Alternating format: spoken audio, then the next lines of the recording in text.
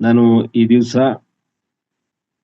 ಒಂದು ಉತ್ತಮವಾದಂತ ಭಾಗ ಪರಲೋಕದ ದೇವಾಲಯ ಎಂಬ ವಿಚಾರದಲ್ಲಿ ಕೆಲವು ವಿಷಯಗಳನ್ನು ನಿಮ್ಮ ಜೊತೆ ಹಂಚಿಕೊಳ್ಳಲು ತುಂಬಾ ಇಚ್ಛೆಯುಳ್ಳವನಾಗಿದ್ದೇನೆ. ಕರ್ತನು ನನ್ನನ್ನ ನಡೆಸುವ ಹಾಗೆ ನೀವು ಪ್ರಾರ್ಥಿಸಿದ್ದೀರಿ. ಮಾತನಾಡುವುದು ಕರ್ತನು, ನಾನಲ್ಲ. ಆತನ ಮುಂದೆ ನಾವು ಯಾರು ಏನು ಅಲ್ಲ. ನಮ್ಮ ಬುದ್ಧಿ ನಮಗೆ ಹೇಳುವಂಥದ್ದು ಅದು ಪವಿತ್ರಾತ್ಮನ ಪ್ರೇರಣೆ ಎಂಬುದಾಗಿ ನಾನು ವಾಕ್ಯದ ಮೂಲಕ ನಂಬುತ್ತೇನೆ. ನಾವು ದಯಮಾಡಿ ನನ್ನೊಂದಿಗೆ ಒಂದು ವಾಕ್ಯವನ್ನ ತೆಗಿರಿ. ಇಬ್ರಿದವರಿಗೆ ಬರೆದ ಪತ್ರಿಕೆ 9ನೇ ಅಧ್ಯಾಯ 11, 12, 13 ಮತ್ತು 24ನೇ ವಚನವನ್ನ ನಾವು ಓದಿಕೊಳ್ಳೋಣ. ಆಸಕ್ತಿ ಇರೋರು ದಯಮಾಡಿ ಓದಿದ್ರೆ ನನಗೆ ತುಂಬಾ ಸಂತೋಷ ಆಗ್ತದೆ ಮತ್ತು ಸಹಾಯ ಆಗ್ತದೆ.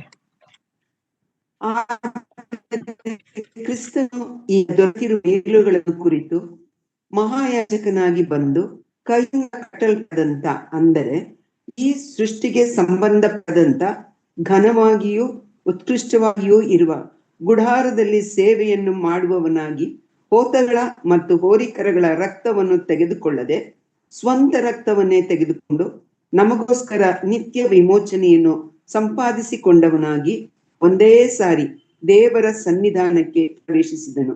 ಹೋತ ಹೋರಿಗಳ ರಕ್ತವು ಹೊಲೆಯಾದವರ ಮೇಲೆ ಚೆಲ್ಲುವ ಕಡಸಿನ ಬೂದಿಯು ಶರೀರದ ಹೊಲೆಯನ್ನು ಹೋಗಲಾಡಿಸಿ ಪವಿತ್ರ ಮಾಡುವುದಾದರೆ ನಿತ್ಯಾತ್ಮನಿಂದ ತನ್ನ ತಾನೇ ನಿರ್ದೋಷಿಯನ್ನಾಗಿ ದೇವರಿಗೆ ಸಮರ್ಪಿಸಿಕೊಂಡ ಕ್ರಿಸ್ತನ ರಕ್ತವು ಎಷ್ಟೋ ಹೆಚ್ಚಾಗಿ ನಮ್ಮನ್ನು ನಿರ್ಜೀವ ಕರ್ಮ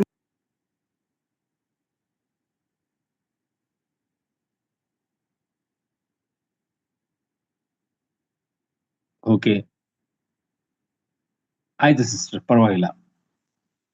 ಮತ್ತೆ ಇದರ ಜೊತೆಯಲ್ಲಿ 24ನೇ ವಚನವನ್ನು ಹೇಳಿ ಹೇಳಿ ಹೇಳಿ.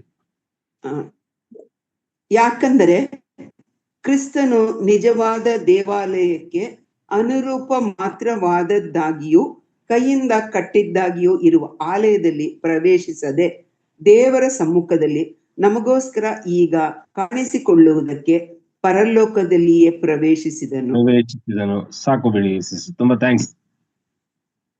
ನಾವು ಈ ಎರಡು ವಾಕ್ಯಗಳನ್ನ ನಾವು ಗಮನಿಸುವಾಗ ಎರಡು ದೇವಾಲಯಗಳ ಬಗ್ಗೆ ಪ್ರಸ್ತಾಪ ಮಾಡಲ್ಪಟ್ಟಿದೆ. ಒಂದು ಈ ಲೋಕದಲ್ಲಿ ಇರ್ತಕ್ಕಂಥ ದೇವಾಲಯಗಳು, ಎರಡನೆಯದು ಪರಲೋಕದ ದೇವಾಲಯವನ್ನ ಇದು ಪ್ರತಿಬಿಂಬಿಸುವಂತ ವಾಕ್ಯಗಳಿದಾಗಿದೆ. ನಮ್ಮ ಕರ್ತನಾದ ಯೇಸು ಕ್ರಿಸ್ತನು ಕಲ್ವರಿಯ ಕ್ರೂಜೆಯ ಮೇಲೆ ಪ್ರಾಣ ಕೊಟ್ಟಂತ ಸಂದರ್ಭದಲ್ಲಿ ಆತನು ತನ್ನ ಸ್ವಂತ ರಕ್ತವನ್ನೇ ತೆಗೆದುಕೊಂಡು ಒಂದು ದೇವಾಲಯವನ್ನು, ಅನುರೂಪವಾದಂತ ಒಂದು ದೇವಾಲಯವನ್ನು ಅವನು ಪ್ರವೇಶ ಮಾಡಿದನು. ಯಾಕೆ ಆ ರೀತಿ ಪ್ರವೇಶ ಮಾಡಬೇಕಾಗಿತ್ತು ಕರ್ತನು ಅಂತ ಹೇಳಿದರೆ, ನಾವು ಅದೇ ಇಬ್ರಿಯದವರಿಗೆ ಬರೆದ ಪತ್ರಿಕೆಗೆ ಓದಿದ ಭಾಗ 12ನೇ ವಚನವನ್ನು ನಾವು ನೋಡುವಾಗ, ಹೋತಗಳ ಮತ್ತು ಹೋರಿಗಳ ರಕ್ತವನ್ನು ತೆಗೆದುಕೊಳ್ಳದೆ ಸ್ವಂತ ರಕ್ತವನ್ನೇ ತೆಗೆದುಕೊಂಡು ನಮಗೋಸ್ಕರ ನಿತ್ಯ ವಿಮೋಚನೆಯನ್ನು ಸಂಪಾದಿಸಿಕೊಂಡವನಾಗಿ ಒಂದೇ ಸಾರಿ ದೇವರ ಸನ್ನಿಧಾನಕ್ಕೆ ಪ್ರವೇಶಿಸಿದನು. ಇಲ್ಲಿ ಬಹಳ ವಿಶೇಷವಾದಂಥದ್ದು ಏನಂತ ಹೇಳಿದ್ರೆ, ನಮ್ಮ ಕರ್ತನಾದ ಯೇಸು ಕ್ರಿಸ್ತನು ಕಲ್ವಾರಿಯ ಕ್ರೂಜೆಯ ಮೇಲೆ ಜಜ್ಜಲ್ಪಟ್ಟಾಗ ಆತನು ತನ್ನ ಪ್ರಾಣವನ್ನು ತನ್ನಷ್ಟಕ್ಕೆ ತಾನೇ ಕೊಡುವಂತ ಅಧಿಕಾರ ಉಳ್ಳವನಾದ್ದರಿಂದ ಆತನು ತನ್ನ ಪ್ರಾಣವನ್ನು ಕರ್ತನಿಗೆ ಕೊಟ್ಟಿದ್ದಾನೆ, ಮರಣವನ್ನು ಅನುಭವಿಸಿದ್ದಾನೆ. ಅವನ ಆತ್ಮಸ್ವರೂಪನಾಗಿ ತನ್ನ ಕೈಯಲ್ಲಿ ತನ್ನ ರಕ್ತವನ್ನೇ ಆ ಬಟ್ಟಲಿನಲ್ಲಿ ಹಾಕಿಕೊಂಡು ಅವನು ಮಹಾಯಾಜಕನಾಗಿದ್ದರಿಂದ, ದೇವರಿಂದ ನೇಮಿಸಲ್ಪಟ್ಟ ದೈವಿಕ ಮಹಾಯಾಜಕನಾಗಿದ್ದರಿಂದ ಆತನು ಪರಲೋಕವನ್ನ ಪ್ರವೇಶ ಮಾಡಿದನು. ಈ ಲೋಕದ ದೇವಾಲಯಗಳನ್ನ ಅವನು ಪ್ರವೇಶ ಮಾಡಲಿಲ್ಲ ಎಂಬುದಾಗಿ 24ನೇ ವಚನ ನಮಗೆ ತಿಳಿಸ್ತದೆ. ಈ 24ನೇ ವಚನದಲ್ಲಿ ನಿಜವಾದ ದೇವಾಲಯಕ್ಕೆ ಅನುರೂಪ ಮಾತ್ರವಾಗಿದ್ದಾಗಿಯೂ ಕೈಯಿಂದ ಕಟ್ಟಿದ್ದಾಗಿಯೂ ಇರುವ ಆಲಯದಲ್ಲಿ ಪ್ರವೇಶಿಸದೆ ದೇವರ ಸಮ್ಮುಖದಲ್ಲಿ ನಮಗೋಸ್ಕರ ಈಗ ಕಾಣಿಸಿಕೊಳ್ಳುವುದಕ್ಕೆ ಪರಲೋಕದಲ್ಲಿಯೇ ಪ್ರವೇಶಿಸಿದನು. ನಾವು ವಿಮೋಚನ ಕಂಡ 25ನೇ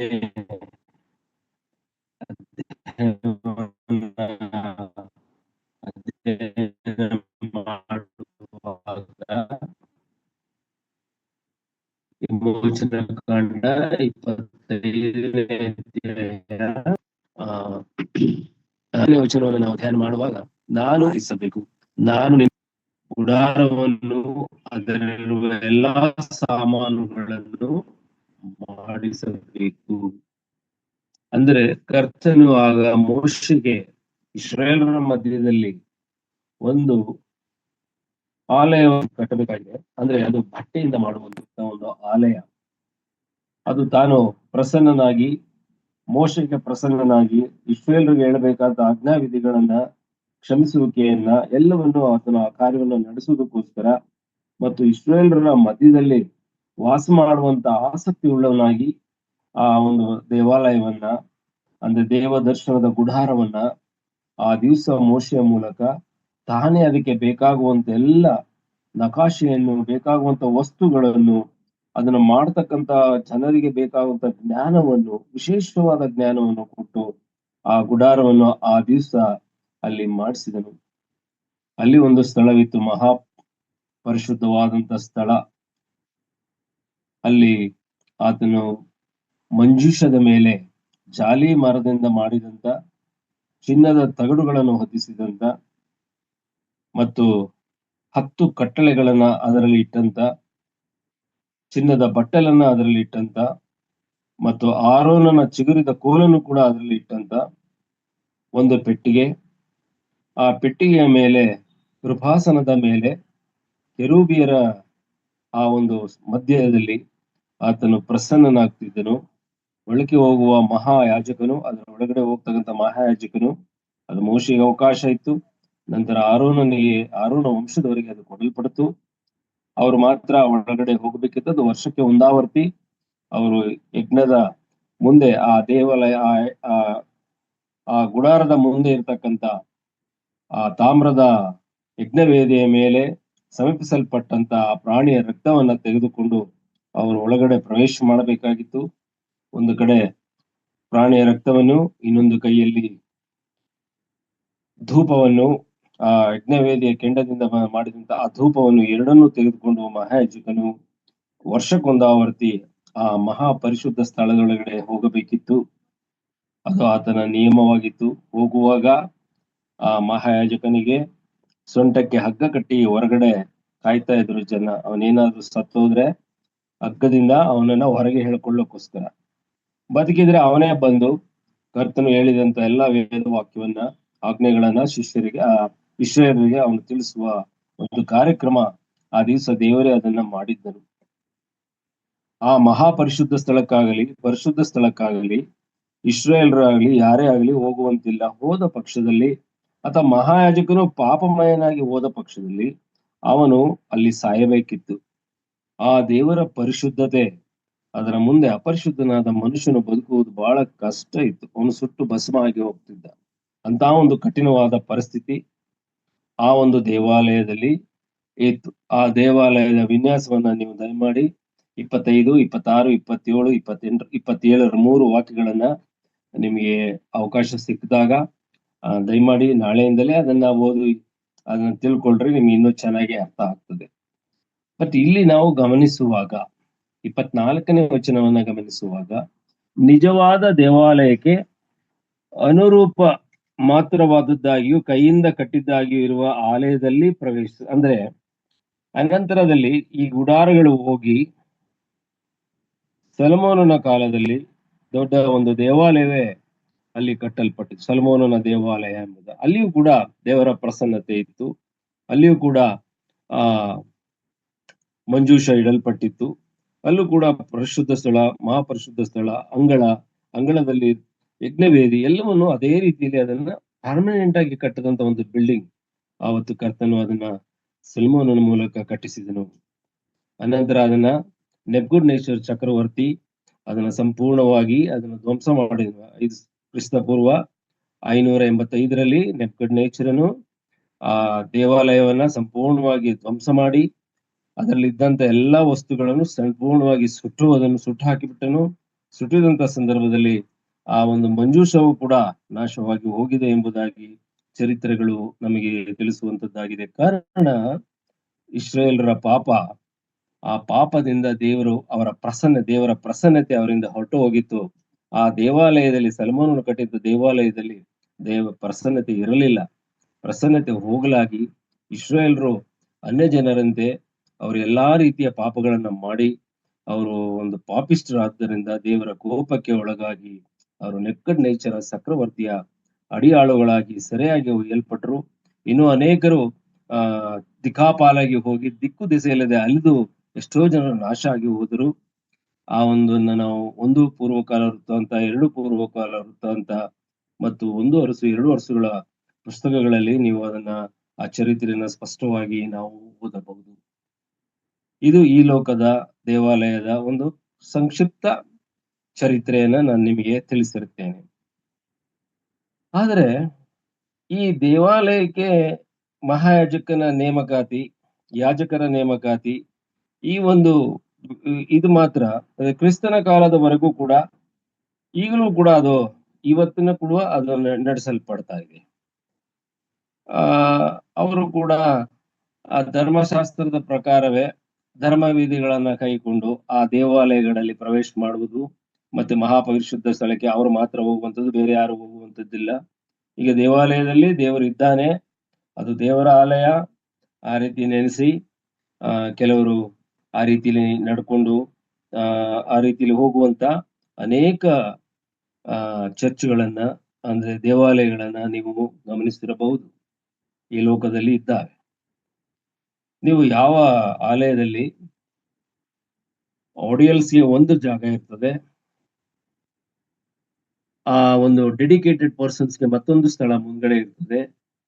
ಹೈಲಿ ಡೆಡಿಕೇಟೆಡ್ಸ್ ಯಾರಿದ್ದಾರೆ ಅಂದ್ರೆ ಆ ಒಂದು ಪ್ರೀಸ್ಟ್ಗಳು, ಪೋಪ್ಸ್, ಮತ್ತೆ ಬಿಷಪ್ಸ್, ಆಮೇಲೆ ಇನ್ನು ಏನೆಲ್ಲ ಹುದ್ದೆಗಳ ರಚನೆ ಆಗಿದೆ, ಅದು ಧರ್ಮಶಾಸ್ತ್ರದಲ್ಲಿ ಇರುವಂತ ರೀತಿಯಲ್ಲೇ ಅದು ರಚನೆ ಮಾಡಿದ್ದಾರೆ. ಈ ನಾವು ಮುಂದೆ ಕೂತಿರ್ತೀವಿ, ಅವರು ಆ ಸ್ಥಳಗಳಿಗೆ ಹೋಗ್ಲಿಕ್ಕೆ ಅಧಿಕಾರ ಇಲ್ಲ, ಅದು ಅವರು ಮಾತ್ರ ಹೋಗ್ಬೇಕು. ಈಗಲೂ ಕೂಡ ಅದು ಉಂಟು. ನಾವು ಕಮ್ಯುನಿಯನ್ ಎಲ್ಲ ತೆಗೆದುಕೊಳ್ಳುವಾಗ ಅವರ ಮುಂದೆ ಮೊಣಕಾಲು ಹಾಕಿ ಅವರು ಬಾಯಿಗೆ ಹಾಕುವುದನ್ನ ನಾವು ತಿನ್ಬೇಕು, ಅವ್ರ ಬಾಯಿಗೆ ಕೊಡುವಂಥದ್ದನ್ನ ಕುಡಿಬೇಕು, ಮತ್ತೆ ಎದ್ದು ಈ ಕಡೆ ಬರಬೇಕು. ಮತ್ತೆ ಸಭೆಗಳಲ್ಲಿ ಯಾರು ಕೂಡ ಎಲ್ಲರಿಗೂ ಮಾತನಾಡುವ ಅವಕಾಶ ಇಲ್ಲ, ಎಲ್ಲರಿಗೂ ಪ್ರಾರ್ಥನೆ ಮಾಡುವ ಅವಕಾಶವೂ ಇಲ್ಲ. ಆ ಸ್ವಾತಂತ್ರ್ಯ ಅವ್ರಿಗಿರುವುದಿಲ್ಲ. ಅದನ್ನ ಆ ಹುದ್ದೆ ಅಲಂಕರಿಸಿದವರೇ ಅದನ್ನ ಮಾಡಬೇಕು. ಅವರಲ್ಲಿ ಕೂಡ ಆರ್ಗನೈಸಿಂಗ್ ಚಾರ್ಟ್ಸ್ ಇದೆ ಇವತ್ತಿನೂ ಕೂಡ ಆ ದೇವಾಲಯಗಳಲ್ಲಿ. ಅದು ದೇವಾಲಯ ಎಂಬುದಾಗಿ ಕರೆಯಲ್ಪಡ್ತದೆ, ಆದರೆ ದೇವರ ವಾಕ್ಯ ಅಲ್ಲಿ ಕಂಡು ಬರುವುದಿಲ್ಲ. ಕಾರಣ ನಮ್ಮ ಕರ್ತನಾದ ಯೇಸು ಕ್ರಿಸ್ತನು ಮಾಡಿದಂತ ಕೊನೆಯ ಒಂದು ಬಿಡುಗಡೆ ಇದರಿಂದಲೇ, ಈ ಸಂಪ್ರದಾಯದಿಂದಲೇ ನಮ್ಮನ್ನ ಬಿಡುಗಡೆಯನ್ನ ಕೊಟ್ಟನು. ಸಂಪ್ರದಾಯದ ಆ ಕಪಿಮುಷ್ಟಿಯಿಂದ ನಮ್ಮನ್ನ ಬಿಡುಗಡೆಯನ್ನ ಕೊಟ್ಟನು. ಇಲ್ಲಿ ಏನ್ ಮಾಡ್ತಾ ಇದ್ದಾನೆ ನಮ್ಮ ಕರ್ತನಾದ ಯೇಸು ಕ್ರಿಸ್ತನು? ಬೇರೆಯವರ ರೀತಿಯಲ್ಲಿ ಓತ ಓರಿಗಳ ರಕ್ತವನ್ನು ತೆಗೆದುಕೊಂಡು ಮಹಾಯಾಜಕನಾಗಿ ಆ ಮಹಾಪರಿಶುದ್ಧ ಸ್ಥಳಕ್ಕೆ ಹೋಗಿ ತನ್ನ ತಂದೆಯಾದ ದೇವರ ಬಳಿಯಲ್ಲಿ ವಿಜ್ಞಾಪನೆ ಏನು ಮಾಡಲಿಲ್ಲ, ಆ ರೀತಿಯಾದಂತಹ ಆರಾಧನೆ ಮಾಡಲಿಲ್ಲ.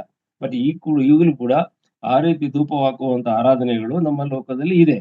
ಹಾಗೇನಾದ್ರೂ ಅದರಲ್ಲಿ ವ್ಯಾಮೋಹಿತರಾಗಿ ಅಲ್ಲಿ ದೇವರಿದ್ದಾನೆ, ದೇವಾಲಯದಲ್ಲಿ ದೇವರಿದ್ದಾನೆ, ಚರ್ಚಿನಲ್ಲಿ ದೇವಾಲಯದಲ್ಲಿ, ಸಭೆ ಮನೆಯಲ್ಲಿ ದೇವರಿದ್ದಾನೆ, ಸಭೆ ಮನೆಯಲ್ಲಿ ಇರ್ತಕ್ಕಂಥ ಒಂದೊಂದು ಗೋಡೆ ಅವೆಲ್ಲ ಪವಿತ್ರವಾದವು ಅಂತ ಹೇಳಿ ಕೆಲವರು ಕಣ್ಣಿಗೆಲ್ಲ ಒತ್ಕೊಳ್ಳೋದು, ಅಲ್ಲಿ ಮೊಣಕಾಲು ಹಾಕಿ ಪ್ರಾರ್ಥನೆ ಮಾಡಿದ್ರೆ ಅಲ್ಲಿ ಪ್ರಾರ್ಥನೆ ಕೇಳ್ತಾನೆ, ಬೇರೆ ಎಲ್ಲಿ ಆದಷ್ಟು ಸ್ಟ್ರಾಂಗ್ ಆಗಿ ಕೇಳುವುದಿಲ್ಲ. ಮತ್ತೆ ಇವರು ದೈವಾಂಶ ಸಂಭೂತರು, ಇವರು ನಮಗೋಸ್ಕರ ದೇವರ ಮಧ್ಯದಲ್ಲಿ ಇದ್ದುಕೊಂಡು ಇವರು ಅಪಾಸ್ಟಲ್ಸ್, ಬಿಷಪ್ಸ್ ಅಂಡ್ ಪೋಪ್ಸ್, ಮತ್ತೆ ಪ್ರೆಸ್ಬೈಟರ್ ಇನ್ಚಾರ್ಜಸ್, ಇನ್ನು ಏನೇನೋ ಹುದ್ದೆಗಳಿದೆಯಲ್ಲ, ಅವರುಗಳು ದೇವರಿಂದ ನೇಮಿಸಲ್ಪಟ್ಟಿದ್ದಾರೆ.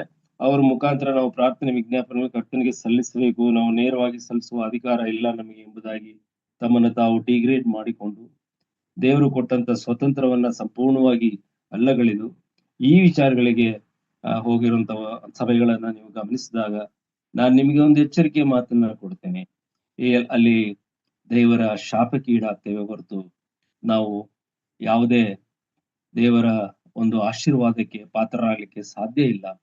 ದೇವರ ಚಿತ್ತ ಏನು? ದೇವರಿಂದ ನಾವು ಆಶೀರ್ವಾದ ಪಡ್ಕೊಳ್ಬೇಕಾದ್ರೆ ಇರ್ತಕ್ಕಂಥ ಅಸ್ತ್ರ ಏನು ಅಂತ ಹೇಳಿದ್ರೆ, ಆ ಅಸ್ತ್ರ ಕೆಲವರು ಪ್ರಾರ್ಥನೆ ಅಂತ ಹೇಳ್ತಾರೆ. ಇಟ್ಸ್ ಓಕೆ, ಕರೆಕ್ಟ್, ಅದು ಪ್ರಾರ್ಥನೆ. ಬಟ್ ಪ್ರಾರ್ಥನೆ ಇದು ಸೆಕೆಂಡರಿ, ಅದು ಎರಡನೇದು. ಆದ್ರೆ ಒಂದು ಅಸ್ತ್ರ ನಾವು ಉಪಯೋಗಿಸಬೇಕು. ಏನು ಆ ಅಸ್ತ್ರಗಳನ್ನ ನಾವು ನೋಡುವಾಗ, ಆ ನಮಗೆ ದಯಮಾಡಿ ಎಫೆಸದವರಿಗೆ ಬರೆದ ಪತ್ರಿಕೆ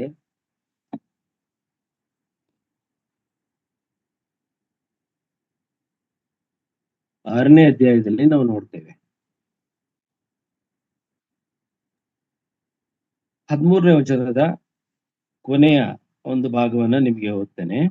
ಸತ್ಯವೆಂಬ ನಡುಕಟ್ಟನ್ನು ಕಟ್ಟಿಕೊಂಡು, ನೀತಿ ಎಂಬ ವಜ್ರ ಕವಚವನ್ನು ಧರಿಸಿಕೊಂಡು, ಸಮಾಧಾನದ ವಿಷಯವಾದ ಸುವಾರ್ತೆಯನ್ನು ತಿಳಿಸುವುದರಲ್ಲಿ ಸಿದ್ಧವಾದ ಮನಸ್ಸೆಂಬ ಕೆರೆಗಳನ್ನು ಮೆಟ್ಟಿಕೊಂಡು ನಿಲ್ಲಿರಿ, ಮತ್ತು ನಂಬಿಕೆ ಎಂಬ ಗುರಾಣಿಯನ್ನು ಹಿಡಿದುಕೊಳ್ಳಿರಿ. ಅದರಿಂದ ನೀವು ಕೆಡುಕನ ಅಗ್ನಿ ಬಾಣಗಳನ್ನೆಲ್ಲ ಆರಿಸುವುದಕ್ಕೆ ಶಕ್ತರಾಗುವಿರಿ. ಇದಲ್ಲದೆ ರಕ್ಷಣೆ ಎಂಬ ಶಿರಸ್ತ್ರಾಣವನ್ನು ಇಟ್ಟುಕೊಂಡು, ಪವಿತ್ರಾತ್ಮನು ಕೊಡುವ ದೇವರ ವಾಕ್ಯ ಎಂಬ ಕತ್ತಿಯನ್ನು ಹಿಡಿಯಿರಿ. ಇದು ಆ ದೇವಾಲಯಗಳಲ್ಲಿ ಇರೋದಿಲ್ಲ. ಇವುಗಳು ಯಾವುದನ್ನು ಮುಟ್ಟುವ ಅಧಿಕಾರ ಅಲ್ಲಿಯ ಕ್ರೈಸ್ತರಿಗೆ ಇರೋದಿಲ್ಲ. ಅದು ಅಧಿಕಾರ ಎಲ್ಲ ಹೂ ಆರ್ ದ ಅಪಾಯಿಂಟೆಡ್, ಯಾರು ಅಪಾಯಿಂಟ್ ಆಗಿರ್ತಾರೆ, ಅದಕ್ಕೆ ಅನಾಯಿಂಟೆಡ್ ಅಂತ ಹೇಳಿ, ಅವರಿಗೆ ಮಾತ್ರ ಎಂಬುದಾಗಿ ಅವರು ಆ ರೀತಿಯಲ್ಲಿ ಒಂದು ಆರ್ಗನೈಸಿಂಗ್ ಸಿಸ್ಟಮ್ ಚಾರ್ಟ್ ಮಾಡಿ ಅವರು ಅದನ್ನ ಗೈಡ್ ಮಾಡ್ತಾರೆ, ಮತ್ತೆ ಆ ಪ್ರಕಾರ ನಡೆಸ್ತಾರೆ. ಅವರು ಕೆಲವು ಸ್ಥಳಗಳಲ್ಲಿ ಹೆಜ್ಜೆ ಇಡುವಂತ ಸ್ಥಳದಲ್ಲಿ ನಾವು ಯಾರು ಹೆಜ್ಜೆ ಇಡಲಿಕ್ಕೆ ಸಾಧ್ಯ ಇಲ್ಲ, ಅದು ಅಪವಿತ್ರ ಆಗ್ತದೆ ಎಂಬುದಾಗಿ ಅವರು ನೆನೆಸ್ತಾರೆ. ಇದರ ಜೊತೆಯಲ್ಲಿ ಸತ್ಯವೇದಕ್ಕೆ ವಿರುದ್ಧವಾದಂತ ಆರ್ಗನೈಸೇಷನ್ಸ್, ಸ್ತ್ರೀಯರಿಗೆ ಅಧಿಕಾರ ಇಲ್ಲದೆ ಇದ್ದರೂ ಅಲ್ಲಿ ಸ್ತ್ರೀಯರಿಗೆ ಅಧಿಕಾರ ಉಂಟು. ಸ್ತ್ರೀಯರು ಎಲ್ಲವನ್ನು ಪುರುಷರಂತೆ ಎಲ್ಲವನ್ನು ಮಾಡಲು ಅವರು ಶಕ್ತರಾಗಿರ್ತಾರೆ.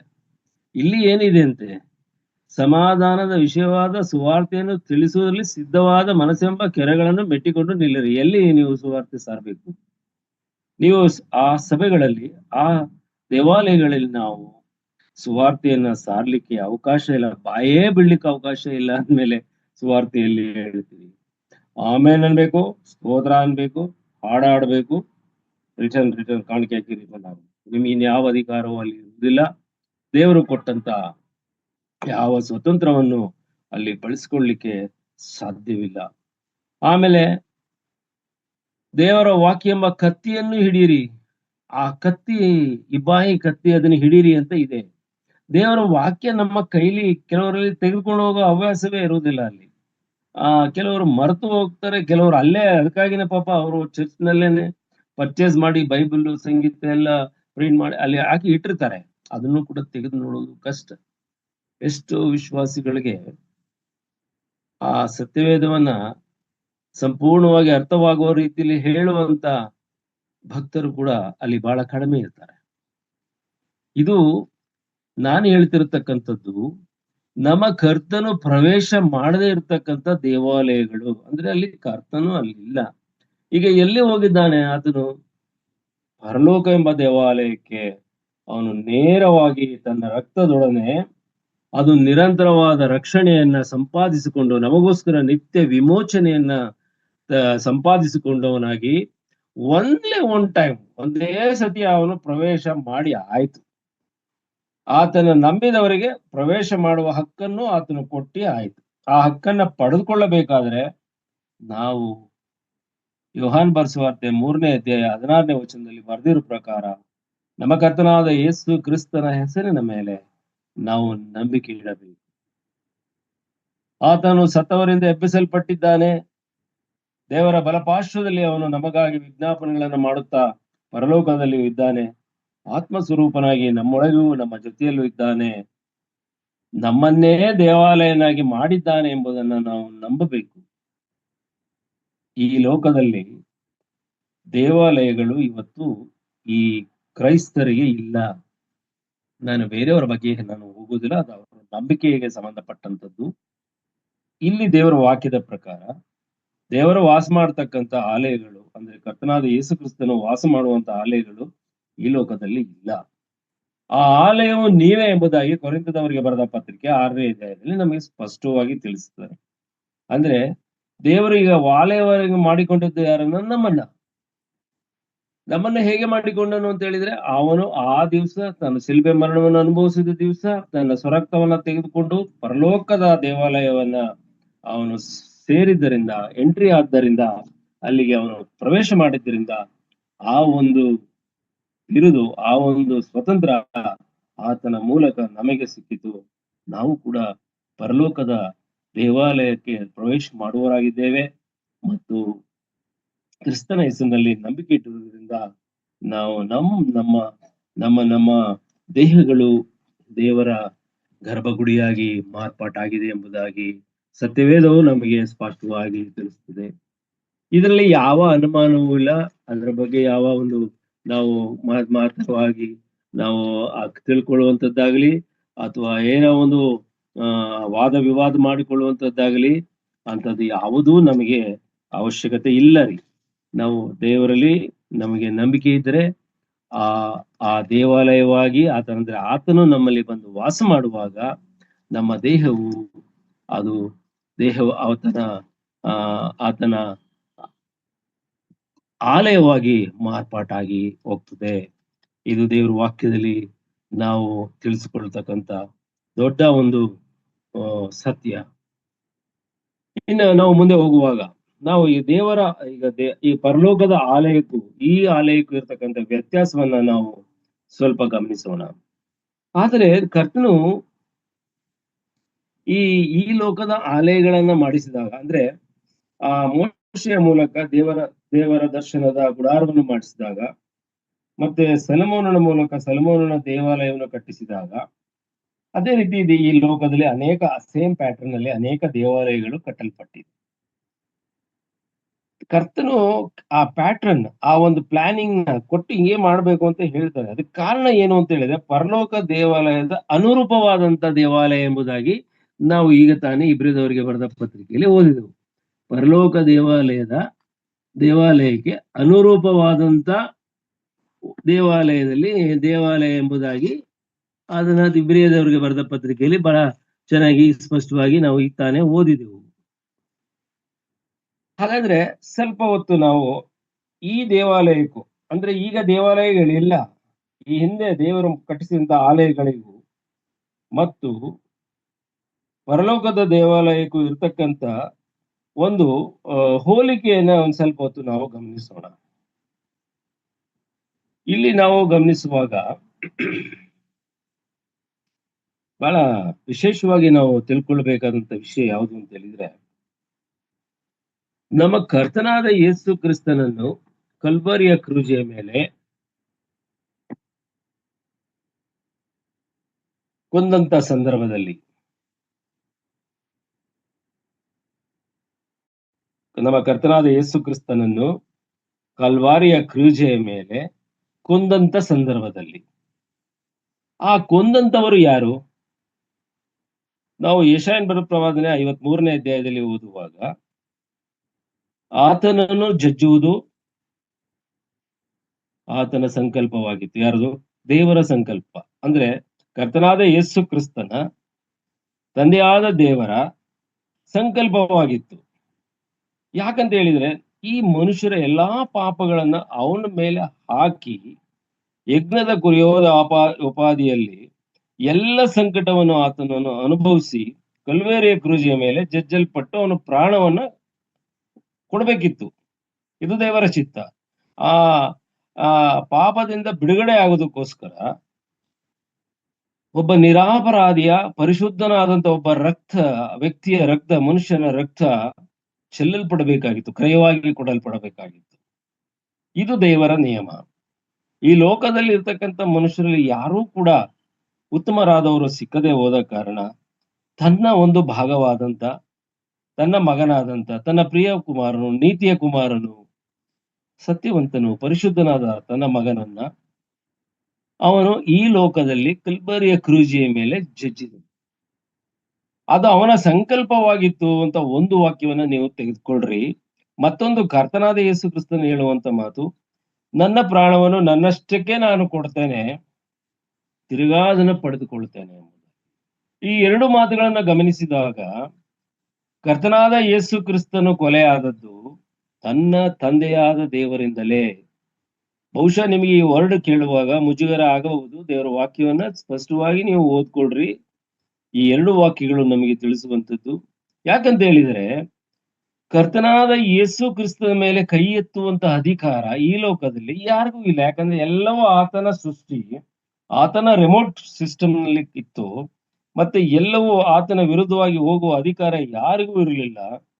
ಆತನ ಮೈ ಮುಟ್ಟುವಂತ ಅಧಿಕಾರವು ಕೂಡ ಯಾರಿಗೂ ಕೊಡಲ್ಪಟ್ಟಿರಲಿಲ್ಲ. ಯಾಕಂತ ಹೇಳಿದರೆ ನಮ್ಮ ಕರ್ತನಾದ ಯೇಸು ಕ್ರಿಸ್ತನ ದೇಹ, ನಾವು ಇಬ್ರಿಯದವರಿಗೆ ಬರೆದ ಪತ್ರಿಕೆ 10ನೇ ವಚನದಲ್ಲಿ ನಾವು ನೋಡುವಾಗ 10ನೇ ಅಧ್ಯಾಯದ 5ನೇ ವಚನದಲ್ಲಿ ದಯಮಾಡಿ ಯಾರು ಓದಿದ್ರಿ? 5ನೇ ವಚನ, ಇಬ್ರಿಯ 10:5. ಆದದರಿಂದ ಕ್ರಿಸ್ತನು ಭೂಲೋಕದೊಳಗೆ ಬರುವಾಗ ದೇವರೇ, ಯಜ್ಞ ನೈವೇದ್ಯಗಳು ನಿನಗೆ ಇಷ್ಟವಾಗಿರಲಿಲ್ಲ, ನನಗೆ ದೇಹವನ್ನು ಸಿದ್ಧ ಮಾಡಿಕೊಟ್ಟಿ. ಸಾಕು. ಇದು ನೋಡಿ, ಕರ್ತನಾದ ಯೇಸು ಹೇಳುವಂತ ಮಾತು. ಆದ್ರಿಂದ ಕ್ರಿಸ್ತನು ಭೂಲೋಕದಲ್ಲಿ ಬರುವಾಗ ಆತನು ಹೇಳುವಂತ, ದೇವರೇ, ಯಜ್ಞ ನೈವೇದ್ಯಗಳು ನಿನಗೆ ಇಷ್ಟವಾಗಿರ್ಲಿಲ್ಲ, ನನಗೆ ದೇಹವನ್ನು ಸಿದ್ಧ ಮಾಡಿಕೊಟ್ಟಿ. ಅಂದ್ರೆ ಅರ್ಥ ಏನು? ಈ ಭೂಲೋಕದಲ್ಲಿ ಮಾಡ್ತಿರ್ತಕ್ಕಂಥ ಈ ಯಜ್ಞಗಳು, ಓತ ಓರಿ, ಅದು ಮತ್ತೆ ಧಾನ್ಯ ದವಸ ಇವೆಲ್ಲ ಸುಡ್ತಾ ಇದಾರಲ್ಲ, ಅವ್ರು ಕಡ್ದು ರಕ್ತವನ್ನೆಲ್ಲ ಚೆಲ್ಲಿ ಏನೆಲ್ಲ ಮಾಡ್ತಾ ಇದಾರಲ್ಲ, ಅದು ನಿನಗೆ ಇಷ್ಟ ಇರ್ಲಿಲ್ಲ. ಇಷ್ಟ ಇಲ್ಲದ ಯಜ್ಞವನ್ನ ಆತನು ಪಡೆದುಕೊಳ್ತಿದ್ದ ತನ್ನ ಮಗನಾದ ಯೇಸು ಕ್ರಿಸ್ತನು ಈ ಲೋಕಕ್ಕೆ ಬರುವ ತನಕ. ಆದರೆ ಅವನು ಕಡಿಯಕ್ಕೋಸ್ಕರ, ಅವನನ್ನ ಕೊಲೆ ಮಾಡಿ ಆತನ ರಕ್ತವನ್ನ ಈ ಲೋಕದಲ್ಲಿ ಸುರಿಸುವುದಕ್ಕೋಸ್ಕರ ಇಲ್ಲಿ ಮಾತನ್ನ ಗಮನಿಸ್ರಿ, ನಿನ್ಗೆ ಇಷ್ಟ ಇಲ್ಲದ್ರಿಂದ ನನಗೆ ದೇಹವನ್ನು ಸಿದ್ಧ ಮಾಡಿಕೊಟ್ಟಿ ಅಂತ ಹೇಳಿ. ಅಂದ್ರೆ ನನ್ನ ದೇಹ ಇಲ್ಲಿ ಜಡ್ಜ್ಮೆಂಟ್ ಪಡಬೇಕಾಗಿದೆ. ಯಾಕಂದ್ರೆ ಅವನು ಪವಿತ್ರನಾದಂತ ದೇವರು, ಪರಿಶುದ್ಧನಾದಂತ ದೇವರು, ಲೇಶಾಂಶವು ಪಾಪವಿಲ್ಲದಂತ ಕರ್ತನು, ನಮ್ಮ ಕರ್ತನಾದ ಯೇಸು ಕ್ರಿಸ್ತನು. ನಾವು ಕೊಲೊಸ್ಸೆದವರಿಗೆ ಬರೆದ ಪತ್ರಿಕೆಯಲ್ಲಿ ಒಂದು ವಾಕ್ಯವನ್ನ ನಾವು ಓದೋಣ.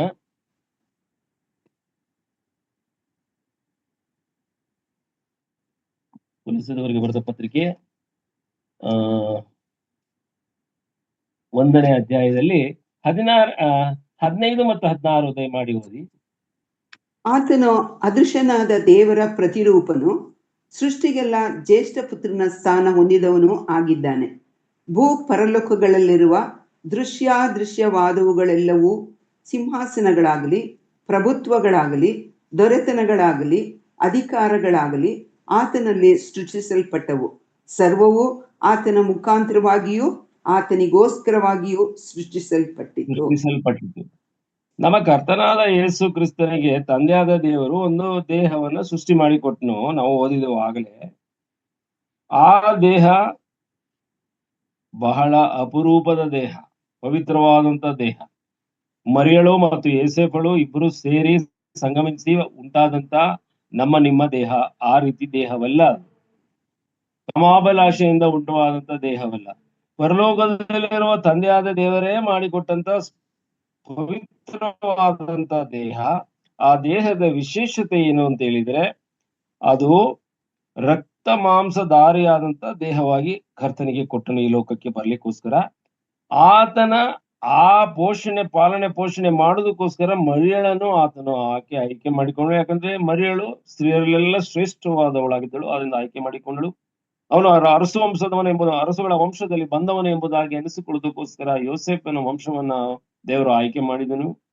ಈ ಎಲ್ಲಾ ಕಾರ್ಯಗಳನ್ನು ಮಾಡುವಾಗ ಕಳಿಸಿಕೊಟ್ಟಂತ ತನ್ನ ಪುತ್ರ ಯಾರು ಅಂತ ಹೇಳಿದ್ರೆ, ಇಲ್ಲಿ ಚೆನ್ನಾಗಿ ಹೇಳ್ತಾನೆ, ಅದೃಷ್ಟನಾದ ದೇವರ ಪ್ರತಿರೂಪನ. ಅಂದ್ರೆ ಇದುವರೆಗೂ ಮನುಷ್ಯರ ಕಣ್ಣಿಗೆ ಕಾಣದೇ ಇರತಕ್ಕಂತ ಮಹಾ ದೇವರು, ಸರ್ವಶಕ್ತನಾದಂತ ದೇವರು, ಎಲ್ಲರ ಮೇಲೆ ಅಧಿಕಾರ ಉಳ್ಳಂತ ನನ್ನ ಕರ್ತನು ದೇವರು, ಪರಲೋಕದ ತಂದೆಯಾದ ದೇವರು, ಆತನ ಪ್ರತಿರೂಪ. ಅಂದ್ರೆ ಅದೇ ರೀತಿ ಇರೋನಂದ್ರೆ ಆತನು ಎಂಬುದಾಗಿ ಕೂಡ ಈ ವಾಕ್ಯವು ನಮಗೆ ತಿಳಿಸ್ತದೆ. ಆಮೇಲೆ ಸೃಷ್ಟಿಗೆಲ್ಲ ಜ್ಯೇಷ್ಠ ಪುತ್ರನ ಸ್ಥಾನ ಹೊಂದಿದವನು, ಅಂದ್ರೆ ಎಲ್ಲಾ ಸೃಷ್ಟಿಗಳಿಗೆ ಅಧಿಕಾರಿಯಾದವನು ಎಂಬುದಾಗಿ ಈ ವಾಕ್ಯವು ನಮಗೆ ತಿಳಿಸ್ತದೆ. ಆಮೇಲೆ ಭೂ ಪರಲೋಕಗಳಿರುವ ದೃಶ್ಯಾದೃಶ್ಯವಾದವುಗಳೆಲ್ಲವೂ, ಸಿಂಹಾಸನಗಳಾಗಲಿ, ಪ್ರಭುತ್ವಗಳಾಗಲಿ, ದೊರೆತನಗಳಾಗಲಿ, ಅಧಿಕಾರಗಳಾಗಲಿ ಆತನಲ್ಲಿ ಸೃಷ್ಟಿಸಲ್ಪಟ್ಟವು.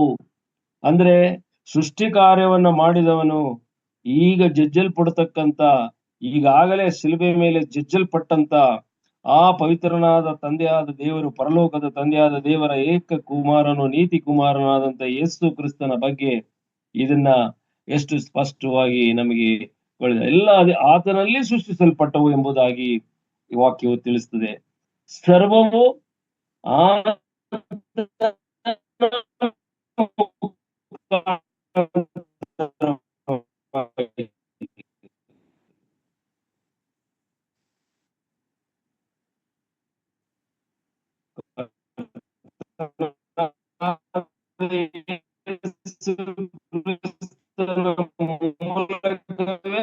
ಸರ್ವವೂ ಸೃಷ್ಟಿಯಾಯಿತು, ಆತನಿಗೋಸ್ಕರವೇ ಸೃಷ್ಟಿಯಾಯಿತು. ಆತನ ಮುಖಾಂತರವಾಗಿಯೂ ಆತನಿಗೋಸ್ಕರವೇ ಸೃಷ್ಟಿಯಾಯಿತು. ಆತನು ಎಲ್ಲಕ್ಕೂ ಮೊದಲು ಇದ್ದವನು, ಅದಕ್ಕೆ ಆತನ ಶಿರಸ್ಸು, ಆತನ ಆದಿ ಸಂಭೂತನು, ಎಲ್ಲದರಲ್ಲಿ ಪ್ರಮುಖನಾಗುವಂತೆ ಸತ್ತವರಲ್ಲಿಂದ ಮೊದಲು ಎದ್ದು ಬಂದವನು ಆತನೇ. ತಂದೆಯಾದ ದೇವರು ಆತನಲ್ಲಿ ತನ್ನ ಸರ್ವ ಸಂಪೂರ್ಣತೆಯ ವಾಸವಾಗಿರಬೇಕೆಂತಲೂ ಆತನ ಶಿಲುಬೆ ಮೇಲೆ ಸುರಿಸಿದ ರಕ್ತದಿಂದ ತಾನು ಸಮಾಧಾನವನ್ನು ಉಂಟು ಮಾಡಿಕೊಂಡನು. ಭೂಪರಲೋಕಗಳಿರುವ ಸಮಸ್ತವನ್ನು ಆತನ ಮೂಲಕ ತನಗೆ ಸಂಧಾನ ಪಡಿಸಿಕೊಳ್ಳಬೇಕೆಂತಲೂ ನಿಷ್ಕರ್ಷ ತನ್ನ ಮಗನಾದ ಯೇಸು ಕ್ರಿಸ್ತನಲ್ಲಿ ಈತನನ್ನ ಈಗ ಕರ್ತನು ಬಲಿ ಕೊಡಬೇಕು. ನಾನು ಹೇಳಿದೆ, ಕರ್ತನಾದ ಯೇಸು ತನ್ನ ಮಗನನ್ನ ಕೊಂದವನು ಬೇರೆ ಯಾರಲ್ಲ, ತಂದೆಯಾದ ದೇವರೇ. ಯಾಕಂತ ಹೇಳಿದ್ರೆ ಆತನು ನಮ್ಮನ್ನ ಈ ನಾಶನದ ಗುಂಡಿಯಿಂದ ಎತ್ತುಕೊಳ್ಳಬೇಕಾದ್ರೆ ಬೇರೆ ದಾರಿ ಇಲ್ಲ. ನಾವು ಅನೀತಿವಂತರಾಗಿದ್ದೆವು, ನಾವು ಅಶುದ್ಧವಂತರೇ, ನಮ್ಮ ಅಂತ್ಯ ಬಹಳ ಕೆಟ್ಟೋದಂತ ಅಂತ್ಯ. ನಾವು ಸತ್ತ ಮೇಲೆ ನಾವು ನರಕಕ್ಕೆ ಹೋಗ್ಬೇಕೆಂಬುದು ಶಾಸ್ತ್ರಗಳ ಪ್ರಕಾರ ಅದು ಬರೆಯಲ್ಪಟ್ಟಂತ ಒಂದು ಶಾಸನವಾಗಿ ದೇವರಿಂದ ಬಂದಂತದ್ದು. ಈ ಇರುವಾಗ ಮನುಷ್ಯರನ್ನ ಬಿಡಿಸುವುದಕ್ಕೋಸ್ಕರ ಈಗ ಅವನು ಏನು ಮಾಡ್ತಾ ಇದ್ದಾನೆ, ಇಂಥ ತನ್ನ ಮಗನನ್ನ ಕಲ್ವೇರಿಯ ಕ್ರೂಜೆಯ ಮೇಲೆ ಜಜ್ಜುವುದಕ್ಕೆ ಒಂದು ಸ್ಥಳವನ್ನು ಗುರುತು ಮಾಡಿದನು. ಅದೇ ಕಪಾಲ ಎಂಬ ಸ್ಥಳ. ಅದು ಈ ಭೂಲೋಕದಲ್ಲಿ ಇರ್ತಕ್ಕಂಥ ಸ್ಥಳ. ಅದು ಪರಲೋಕದ ದೇವಸ್ಥಾನದಲ್ಲಿ ಅದು ಎಲ್ಲಿಗೆ ಹೋಲಿಕೆ ಆಗ್ತದೆ ಅಂತ ಹೇಳಿದ್ರೆ, ಈ ದೇವದರ್ಶನದ ಗುಡಾರದ ಮುಂದೆ ದೇವಾಲಯದ ಅಂಗಳದಲ್ಲಿ ಇರ್ತಕ್ಕಂಥ ತಾಮ್ರದ ಯಜ್ಞವೇದಿಗೆ ಅದು ಹೋಲಿಕೆಯಾದಂತ ಸ್ಥಳ. ಅಲ್ಲಿ ತಾಮ್ರದ ಯಜ್ಞವೇದಿ ಅಂದ್ರೆ ಆ ಕಪಾಲವೆಂಬ ಸ್ಥಳದಲ್ಲಿ ಕರ್ತನಾದ ಯೇಸು ಕ್ರಿಸ್ತನು ಯಾವ ಕರುಣೆಯೂ ಇಲ್ಲದೆ ಅವನು ಕೊಲ್ಲಲ್ಪಟ್ಟನು. ಅಲ್ಲಿ ಆತನ ರಕ್ತವು ಸುರಿಸಲ್ಪಟ್ಟಿತು. ತಂದೆಯಾದ ದೇವರು ಆ ಕರ್ತನ ರಕ್ತವನ್ನ ತೆಗೆದುಕೊಂಡು ಭೂಲೋಕದ ಮೇಲೆಲ್ಲ ಸಿಂಪಡಿಸಿದ್ದಾನೆ. ಆ ದಿವಸ ಮಹಾಯಾಜಕನು ಆ ಪ್ರಾಣಿಯ ರಕ್ತವನ್ನು ತೆಗೆದುಕೊಂಡು ಎಲ್ಲರ ಮೇಲೆ ಎಲ್ಲ ಕಡೆ ಎರಚಿ ಅದನ್ನ ಶುದ್ಧ ಮಾಡ್ತಾ ಇದ್ದನು. ನಾವು ಇಬ್ರಿಯದವರಿಗೆ 9:22 ಓದುವಾಗ ರಕ್ತಧಾರ ಇಲ್ಲದೆ ಪಾಪ ಪರಿಹಾರ ಇಲ್ಲ ಎಂಬ ವಾಕ್ಯವನ್ನು ಆಗ್ಲೇ ಸಾದರಪಡಿಸಿದನು. ಆತನ ರಕ್ತವನ್ನು ಎಲ್ಲಾ ಕಡೆ ಅವನು ಪ್ರೋಕ್ಷಿಸಿದ್ದಾನೆ. ಈ ಲೋಕದಲ್ಲಿ ಕರ್ತನ ರಕ್ತ ಇವತ್ತು ಕೂಡ ಕೆಲಸ ಮಾಡ್ತಾ ಇದೆ, ಇವತ್ತು ಕೂಡ ನಮ್ಮನ್ನ ಕರೀತಾ ಇದೆ. ಆತನ ಪ್ರೀತಿಯುಳ್ಳ ರಕ್ತವನ್ನ ಈ ಲೋಕದಲ್ಲಿ ಚೆಲ್ಲಿದ್ದಾನೆ. ಅನಂತರ ಈ ಯಜ್ಞವೇದಿಯಲ್ಲಿ ಕಳೆದಂತ ಆತನನ್ನ ಕೊಂದವನು ಯಾರು? ನಾವು ಇಬ್ರಿಯದವರಿಗೆ ಬರೆದ ಪತ್ರಿಕೆಯಲ್ಲಿ ಅದಿದೆ. ಅವನು ಇತರೆ ಬೇರೆ ಯಾಜಕರಂತೆ ಪ್ರಾಣಿ ಪಕ್ಷಿಗಳನ್ನ ಕೊಲ್ತಿರ್ಲಿಲ್ಲ. ಈ ಮಹಾಯಾಜಕನು ಕರ್ತನಾದ ಯೇಸು ಕ್ರಿಸ್ತನು ಮಹಾಯಾಜಕತ್ವ ಯಾರಿಗೆ ಮಾಡಿದನು? ತಂದೆಯಾದ ದೇವರಿಗೆ. ಅವನು ಯಾರು ಮಾಡಿದನು? ಅವನು ಮಾಡಿದ ಕಾರ್ಯವೇನು ಅಂದ್ರೆ ತನ್ನನ್ನೇ ತಾನೇ ಆ ಕೊಲೆಗೆ ಈಡು ಮಾಡಿಕೊಂಡನು. ಈ ಮಹಾಯಾಜಕನು ನಮ್ಮನ್ನ ಬಿಡುಗಡೆ ಮಾಡೋದಕ್ಕೋಸ್ಕರ ಮೆಲ್ಕಿಜೆದೇಕನ ತರ ಯಾಜಕನು ಅಂತ ನಾವು ಆ ಸಬ್ಜೆಕ್ಟ್ ನಾವು ಓದುವಾಗ ಈ ವಿಷಯ ಸಂಪೂರ್ಣವಾಗಿ ಗೊತ್ತಾಗ್ತದೆ. ತನ್ನನ್ನ ತಾನೇ ಕೊಂದುಕೊಂಡಂತ ಮಹಾಯಾಜಕನು ಈತನು. ಯಾವ ಮಹಾಯಾಜಕನು ತಾನು ಉಳ್ಕೊಳ್ಳಿಕ್ ಪ್ರಯತ್ನ ಮಾಡ್ತಿದ್ದೆ ಹೊರತು ಸಾಯೋದಕ್ಕೆ ಪ್ರಯತ್ನ ಮಾಡ್ತಿರ್ಲಿಲ್ಲ. ಅನಂತರ ಅವನ ವಂಶ ಅವನ ಮಕ್ಕಳು ಮೊಮ್ಮಕ್ಕಳು ಅವರೇ ಆ ಒಂದು ಮಹಾಯಾಜಕತ್ವಕ್ಕೆ ಬರಬೇಕೆಂಬುದು ಅವರ ಒಂದು ದುರಾಸೆಯಲ್ಲಿ ಹುಟ್ಟಂತ ಮಹಾಯಾಜಕರು ಅವರಾಗಿದ್ರು. ಆದ್ರೆ ಇಲ್ಲಿ ಈ ಮಹಾಯಾಜಕನು ಏನ್ ಮಾಡ್ತಿದ್ದಾನೆ ಅಂದ್ರೆ ತಾನೇ ಯಜ್ಞವಾಗಿ ಸಮರ್ಪಿಸಿಕೊಂಡು ಏನು ಮಾಡಿದನು? ಆ ಜಜ್ಜಲ್ಪಟ್ಟ ದೇಹದೊಂದಿಗೆ ತಾನು ಸುರಿಸಿದಂತ ರಕ್ತವನ್ನ ತೆಗೆದುಕೊಂಡು ಅವನು ಪರಲೋಕವನ್ನ ಎಂಟ್ರಿ ಆದನು. ಪರಲೋಕಕ್ಕೆ ಅವನು ನೇರವಾಗಿ ತಲುಪಿದನು ಅಂತ ಹೇಳಿದ್ರೆ ಈ ಭೂಮಿ ಯಜ್ಞಪೀಠವಾಗಿತ್ತು. ಆ ದಿವಸ ಕ್ರಿಸ್ತನನ್ನು ಕೊಂದಂತ ಸ್ಥಳ ಯಜ್ಞಪೀಠವಾಗಿತ್ತು, ಅಂದ್ರೆ ಯಜ್ಞವೇದಿ, ತಾಮ್ರದ ಯಜ್ಞವೇದಿಯಾಗಿತ್ತು. ಅನಂತರ ಆ ದೇವಾಲಯಗಳನ್ನ ನಾವು ನೋಡುವಾಗ, ಮೋಶೆ ಕಟ್ಟಿಸಿದಂತ ದೇವಾಲಯಗಳನ್ನ ನಾವು ನೋಡುವಾಗ ಅದರಲ್ಲಿ ಮಧ್ಯ ಗಂಗಾಳ ಇತ್ತು. ಅದಕ್ಕೆ ಕಾಲನ್ನ ತೊಳ್ಕೊಳ್ಬೇಕಿತ್ತು ಅವನು, ಮಹಾಯಾಜಕನು. ಅಂದ್ರೆ ಇದು ಆಕಾಶಕ್ಕೆ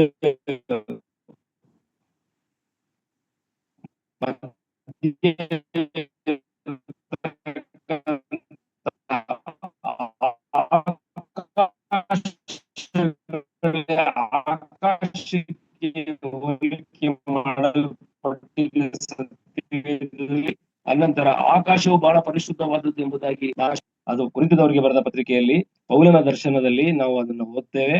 ಅನಂತರ ಆತನು ಮಹಾಪರಿಶುದ್ಧ ಸ್ಥಳ ಅಂತ ಹೇಳಿದ್ರೆ, ತಂದೆಯಾದ ದೇವರು ತನ್ನ ಸಿಂಹಾಸನದ ಮೇಲೆ ಕೆರೂಬಿಯರ ನಡುವೆ ಕುಳಿತಿರ್ತಕ್ಕಂತ ಆ ಸ್ಥಳಕ್ಕೆ ನಮ್ಮ ಕರ್ತನಾದ ಯೇಸು ಕ್ರಿಸ್ತನು ನೇರವಾಗಿ ತನ್ನ ರಕ್ತದೊಂದಿಗೆ ಅವನು ತಲುಪಲಾಗಿ, ಈಗ ನಾವು ಓದಿದ ವಾಕ್ಯದ ಪ್ರಕಾರ ದೇವರು ನಮ್ಮನ್ನ ಸಮಾಧಾನ ಮಾಡಿಕೊಂಡನು. ಪ್ರೀತಿಯ ಸಹೋದರ ಸಹೋದರಿ, ಇಲ್ಲದೆ ಹೋಗಿದರೆ ದೇವಾಲಯಗಳು ಇನ್ನೂ ಕಾರ್ಯದ ರೂಪದಲ್ಲಿ ಇರ್ತಿದ್ವು. ಇಲ್ಲದೆ ಹೋಗಿದ್ದರೆ ಯಾಜಕರು, ಮಹಾಯಾಜಕರು ಅಂತ ಹೇಳುವಂತ ಪಂಗಡಗಳು ಇನ್ನೂ ಬಹಳವಾಗಿ ಇರ್ತಿತ್ತು. ಇಲ್ಲದೆ ಹೋಗಿದ್ರೆ ನಾವು ಮಾಡುವಂತ ಪ್ರತಿಯೊಂದು ಪಾಪಕ್ಕೆ, ಸಣ್ಣ ಪಾಪ ದೊಡ್ಡ ಪಾಪ, ಎಲ್ಲ ಪಾಪಕ್ಕೂ ಕ್ಷಮಾಪಣೆ ಇರಲಿಲ್ಲ. ತಾತ್ಕಾಲಿಕವಾದಂತಹ ಒಂದು ಸಮಾಧಾನ ಸಿಕ್ತಿತ್ತು ಅವ್ರಿಗೆ ಅಷ್ಟೇ ಹೊರತು ಮರಣ ಶಿಕ್ಷೆ ಅಂತ ಗ್ಯಾರಂಟಿ ಇತ್ತು. ನಾವು ತಪ್ಪು ಮಾಡುವಾಗಲೇ ನಮಗೆ ಮರಣ ಶಿಕ್ಷೆ ಆಗ್ತಿತ್ತು. ನಾವು ಅನುಭವಿಸಬಾರದಂತ ಅನೇಕ ದೊಡ್ಡ ದೊಡ್ಡ ಬೇನೆಗಳು ನಮ್ಮನ್ನ ಹಿಂಸಿಸಿಕೊಳ್ಳುವಂತದ್ದು ಪರಿಸ್ಥಿತಿ ಇರಬೇಕಾಗಿತ್ತು. ಅಷ್ಟೇ ಅಲ್ಲ, ಕೊನೆಯಲ್ಲಿ ನರಳಿ ಸಾಕಾಗಿ ಆ ಉರಿ ಮಂಡಲಗಳ ಉರಿ, ಆ ಸೈತಾನದಿಂದ ಉಂಟಾದಂತ ಈ ಲೋಕದ ತಾತ್ಕಾಲಿಕ ನರಕ ಯಾತನೆಯನ್ನು ಅನುಭವಿಸುತ್ತಾ ನಾವು ಪ್ರಾಣ ಬಿಡ, ಅಥವಾ ಆತ್ಮ ಎರಡು ಒಂದೇ, ಪ್ರಾಣ ಆತ್ಮ ಎರಡು ಒಂದೇ. ಪ್ರಾಣ, ನಮ್ಮ ಆತ್ಮ ಅದು ಎಲ್ಲಿಗೆ ಹೋಗಬೇಕಿತ್ತು ಅಂತ ಹೇಳಿದ್ರೆ, ಅದು ದೇವರು ನೇಮಿಸಿದಂತ ಆ ಒಂದು ಯಾತನೆಯ ಸ್ಥಳಕ್ಕೆ ಹೋಗಬೇಕಿತ್ತು.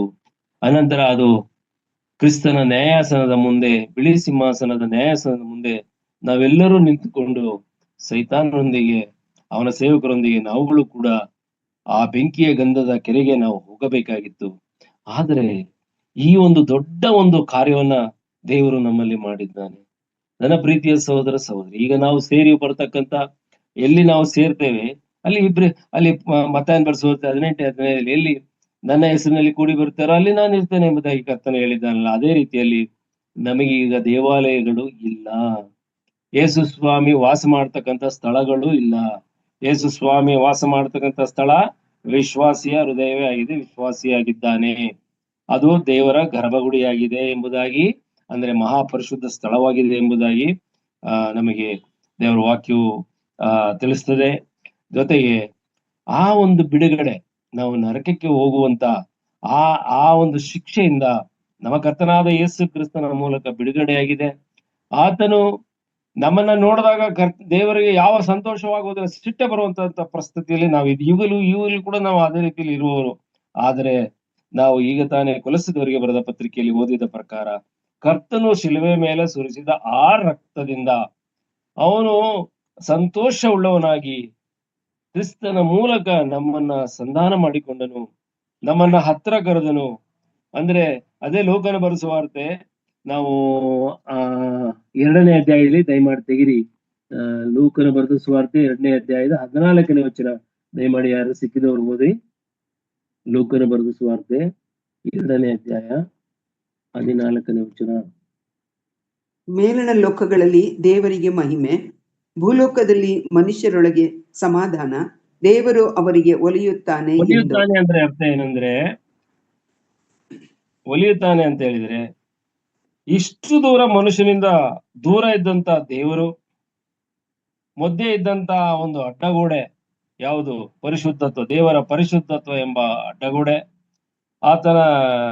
ಆತನ ಒಂದು ಕಟ್ಟುನಿಟ್ಟಾದಂತ ತೀರ್ಮಾನ, ಮತ್ತು ಆತನು ಪಾಪವನ್ನ ಸೇರಿಸುವಂತವನಾಗಿದ್ದರಿಂದ, ಮತ್ತು ಆ ಧರ್ಮಶಾಸ್ತ್ರವು ಕೂಡ ನಮ್ಮನ್ನ ಬಹಳ ದೂರ ಮಾಡುತ್ತಿದ್ದರಿಂದ, ಧರ್ಮಶಾಸ್ತ್ರ ಇವನು ಎಂತೆಂತ ಪಾಪ ಮಾಡಿದ್ದಾನೆ ಎಂಬುದನ್ನ ಹೇಳ್ತಿದ್ದರಿಂದ ಆ ಗೋಡೆ ನಿರ್ಮಾಣ ಆಗಿ ಹೋಗಿತ್ತು ದೇವರು ನಮಗೂನು. ಆದ್ರೆ ದೇವರು ಆ ಅಡ್ಡಗೋಡೆಯನ್ನು ಸಂಪೂರ್ಣವಾಗಿ ಕೆಡವಿ ಹಾಕಿ ದೇವರಿಗೂ ನಮಗೂ ಬಹಳ ಹತ್ತಿರವಾದ ಸಂಬಂಧವನ್ನ ನಮ್ಮ ಕರ್ತನು ನಮಗೆ ಕೊಟ್ಟಿದ್ದಾನೆ. ಈ ದಿವಸದಲ್ಲಿ ಈ ಒಂದು ಸುವಾರ್ತೆಯನ್ನು ನಾವು ಕೇಳುವಾಗ ನಮ್ಮಲ್ಲಿ ಇನ್ನೂ ಯಾರಾದರೂ ಈ ಲೋಕದ ಸಂಪ್ರದಾಯಗಳಲ್ಲಿ, ಈ ಲೋಕದ ಹಬ್ಬಗಳನ್ನ ಮಾಡುವುದರಲ್ಲಿ, ಈ ಲೋಕದ ಹಬ್ಬ ಅಂತ ಹೇಳಿ ಕ್ರಿಸ್ಮಸ್ ಹಬ್ಬ, ಅದ್ಯಾವ್ಯಾವ್ದು ಹಬ್ಬಗಳು ಇದು ಎಲ್ಲಿಂದಲೂ ಬಂದವು, ಸತ್ಯವೇದದಲ್ಲಿ ಇಲ್ಲದಂತ ಹಬ್ಬಗಳು. ಎಷ್ಟೋ ಜನ ಖರ್ಜೂರದ ಗೆರೆಗಳ ಹಬ್ಬ ಮಾಡ್ತೇವೆ. ಅವೆಲ್ಲದಕ್ಕೂ ಸತ್ಯವೇದದಲ್ಲಿ ಆಧಾರ ಇದೆ, ನಾವು ನೋಡ್ಬೇಕು. ಅಷ್ಟೇ ಅಲ್ಲ, ಬಹಳ ದುಃಖದ ಸಂಗತಿ, ಸತ್ತವರಿಗೆ 11 ದಿವಸಕ್ಕೆ ಹಾಲು ತುಪ್ಪ ಬಿಡುವಂತ ಸಭೆಗಳು, ಎಷ್ಟೋ ಸಭೆಗಳು ಈ ಲೋಕದಲ್ಲಿ ಇದ್ದಾವೆ. ಸತ್ತವರ ಹೆಸರಿನಲ್ಲಿ 40ನೇ ದಿವಸಕ್ಕೆ ಒಂದು ದೊಡ್ಡ ಒಂದು ಪ್ರಾರ್ಥನಾ ಕೂಟವನ್ನು ಇಟ್ಟುಕೊಂಡು ದೇವರ ಮನಸ್ಸನ್ನ ಹಿಂಸೆ ಪಡಿಸ್ತಕ್ಕಂತ ಎಷ್ಟು ಕೂಟಗಳು ಇವತ್ತು ನಡೆಸಲ್ಪಡುತ್ತಾ ಇದೆ. ಎಷ್ಟೋ ಜನರ ಬಾಯಿ ಮುಚ್ಚಿ ಹೋಗಿದೆ, ಎಷ್ಟೋ ಜನಗಳ ಕಿವಿ ಮುಚ್ಚಿ ಹೋಗಿದೆ, ಎಷ್ಟೋ ಕಣ್ಣುಗಳು ಮುಚ್ಚಿ ಹೋಗಿವೆ. ದೇವರ ವಾಕ್ಯವನ್ನ ಓದುವುದಕ್ಕಾಗಲಿ, ಕೇಳುವುದಕ್ಕಾಗಲಿ, ಇದನ್ನ ಯಾರ ಕೈಲಾರು ಹೇಳಿಕೊಳ್ಳುವುದಕ್ಕಾಗಲಿ, ಅಥವಾ ತಮ್ಮ ಅನುಮಾನಗಳನ್ನ ಪರಿಹಾರ ಮಾಡಿಕೊಂಡು ತಾವು ದೊಡ್ಡದಾಗಿ ದೇವರ ವಾಕ್ಯವನ್ನ ತಿಳಿದುಕೊಳ್ಳುವ ಬುದ್ಧಿವಂತರಾಗುವುದಕ್ಕಾಗಲಿ ಬಹಳ ಅಡ್ಡಿಪಡಿಸ್ತಕ್ಕಂಥ ಸಭೆಗಳು, ಲಕ್ಷಾಂತರ ಕೋಟ್ಯಾಂತರ ಸಭೆಗಳು ಈ ಲೋಕದಲ್ಲಿ ಇದ್ದಾವೆ. ನನ್ನ ಪ್ರೀತಿಯ ಸಹೋದರ ಸಹೋದರಿ, ದಯಮಾಡಿ ಅವಕ್ಕೆ ನೀವು ಸೋತು ಹೋಗಬೇಡ್ರಿ. ನಮ್ಗೆ ದೇವರನ್ನ, ಕರ್ತನಾದ ಯೇಸು ಕ್ರಿಸ್ತನು ನಮಗೆ ಎಲ್ಲ ಬಿಡುಗಡೆಯನ್ನು ಕೊಟ್ಟಿದ್ದಾನೆ. ಕರ್ತನಾದ ಯೇಸು ಕ್ರಿಸ್ತನು ತನ್ನ ಕೊನೆಯ ಮಾತು ತೀರಿತು ಎಂಬುದಾಗಿ, ಅಂದ್ರೆ ಈ ಮನುಷ್ಯನಿಗಿದ್ದಂತ ಈ ಸಂಕಟ ತೀರಿ ಹೋಯಿತು ಎಂಬುದಾಗಿ. ಇನ್ನೊಂದು ಮಾತು, ಅವನು ಪ್ರಾಣವನ್ನ ಕೂಗಿ ತನ್ನ ಪ್ರಾಣವನ್ನ ಕರ್ತನಿಗೆ ಒಪ್ಪಿಸುವಾಗ ದೇವಾಲಯದ ತೆರೆ ಹರಿದು ಹೋಯಿತು. ದೇವಾಲಯದ ತೆರೆ ಅಂದ್ರೆ ಆ ಧೂಪವೇದಿ, ರೊಟ್ಟಿಯ ಮೇಜು ಮತ್ತು ದೀಪದ ಸ್ತಂಭ ಇಟ್ಟಿದ್ದಂತ ಆ ಸ್ಥಳಕ್ಕೂ ನಡುವೆ ಇದ್ದಂತ ಮತ್ತು ಅದಕ್ಕೂ ಮತ್ತು ಮಹಾಪರಿಶುದ್ಧ ಸ್ಥಳಕ್ಕೂ ಮಧ್ಯೆ ಇದ್ದಂತ ತೆರೆ, ಅದೇ ತೆರೆ, ಇನ್ಯಾವ ತೆರೆನೂ ಇಲ್ಲ. ಅದು ಹರಿದು ಹೋಯ್ತು ಅಂದ್ರೆ ಎಂಟ್ರಿ ಸಿಕ್ತು ನಮಗೆಲ್ಲ. ಎಲ್ರೂ ಅದ್ರ ಒಳಗಡೆ ನುಗ್ಬಹುದು. ಇವಾಗ ನಾವು ಹೋಗ್ಬಹುದು, ದೇವರ ಬಳಿಗೆ ಹೋಗ್ಬಹುದು. ದೇವರು ಶಿಕ್ಷಿಸುವುದಿಲ್ಲ, ಅವಕಾಶ ಕೊಡ್ತಾನೆ. ನಾವು ಸತ್ಯವನ್ನ ಅರ್ಥಕೊಂಡು ನಮ್ಮ ಪಾಪಗಳನ್ನ ನಾವು ಅರಿಕೆ ಮಾಡಬೇಕು, ತಪ್ಪುಗಳನ್ನ ಕ್ಷಮಿಸು ಎಂಬುದಾಗಿ ಪ್ರತಿ ಪ್ರಾರ್ಥನೆಯಲ್ಲಿ ನಾವು ಕೇಳಬೇಕು. ಯಾಕಂದ್ರೆ ನಾವು ಪರಿಶುದ್ಧರಲ್ಲ, ನಮ್ಮ ದೇಹದಲ್ಲೇ ಪಾಪವು ಇರುವುದರಿಂದ ನಾವು ದೇವರಿಗೆ ಬಹಳವಾಗಿ ಭಯಪಟ್ಟು ಪವಿತ್ರಾತ್ಮನ ಅನ್ಯೋನ್ಯತೆಯಲ್ಲಿ ನಮ್ಮ ಜೀವನವನ್ನ ನಾವು ನೋಡಿಕೊಳ್ಳಬೇಕು. ಇಷ್ಟೆಲ್ಲ ಮಾಡುತ್ತಾ ನಾವು ಹೋದರೆ ಕರ್ತನಿಗೆ ನಿಜವಾಗ್ಲೂ ದೊಡ್ಡ ಮಕ್ಕಳಾಗಿ, ಪ್ರೀತಿಯ ಮಕ್ಕಳಾಗಿ ನಾವು ಕಾಣಿಸಿಕೊಳ್ತೇವೆ. ನಮಗೆ ರಕ್ಷಣೆ ಯಾವುದೇ ಕಾರಣಕ್ಕೂ ತಪ್ಪುವುದಿಲ್ಲ, ಜ್ಞಾಪಕ ಇಟ್ಕೊಳ್ಳಿ. ನೀವು ದಯಮಾಡಿ ಒಂದು ವಾಕ್ಯವನ್ನ ಓದಿ, ಟೈಮ್ ಆಗೋಗಿದೆ, ನಾನು ನಿಲ್ಲಿಸ್ಬಿಡ್ತೀನಿ ಬಿಡಿ. ನಾನು ನೆಕ್ಸ್ಟ್ ಬಂದಾಗ ಮಾತಾಡ್ತೀನಿ. ದೇವರು ಈ ವಾಕ್ಯಗಳನ್ನ ನಿಮಗೆ ಹೆಚ್ಚಾಗಿ ಆಶೀರ್ವಾದಿಸಲಿ. Thank you so much.